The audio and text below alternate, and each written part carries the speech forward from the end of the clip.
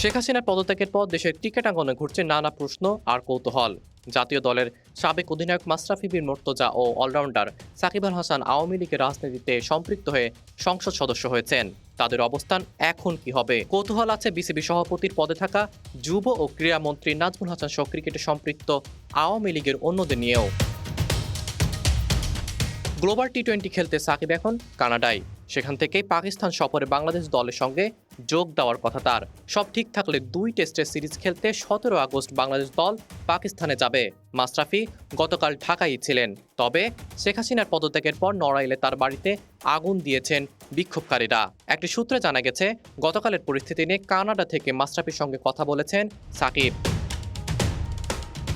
বর্তমান পরিস্থিতিতে অন্তত 2 দিনের জন্য সফর পিছিয়ে গেছে বাংলাদেশ এ দলের পাকিস্তান সফর। আজ সকাল 10টায় এ দলের পাকিস্তানের উদ্দেশ্যে দেশ ছাড়ার কথা, কিন্তু গতকাল 6 ঘন্টার জন্য হজরত শাহজালাল আন্তর্জাতিক বিমানবন্দরের কার্যক্রম বন্ধ ঘোষণার পর সন্ধ্যায় বিসিবি সংবাদ বিজ্ঞপ্তি দিয়ে জানিয়েছেন অনিবার্য কারণবশত সফরটি অন্তত 48 ঘন্টার জন্য পিছিয়ে দেওয়া হয়েছে। এ নিয়ে পিসিবির সঙ্গে বিসিবির যোগাযোগ অব্যাহত আছে। শুধু এ দলের সফরই নয়, পরিবর্তিত পরিস্থিতিতে সবকিছু নিয়ে অনিশ্চিত সময় পার করতে শুরু করেছে বাংলাদেশ ক্রিকেট। সভাপতি নাজমুল হাসান ছাড়াও বিসিবির পরিচালক পদে আছেন আওয়ামী লীগের আরও সাবেক, বর্তমান সংসদ সদস্য এবং আওয়ামী লীগ সংশ্লিষ্ট ব্যক্তিরা। বর্তমান পরিস্থিতিতে বিসিবির নীতি নির্ধারণী বিষয়ে তারা কতটা ভূমিকা রাখতে পারবেন সেটাও একটা প্রশ্ন।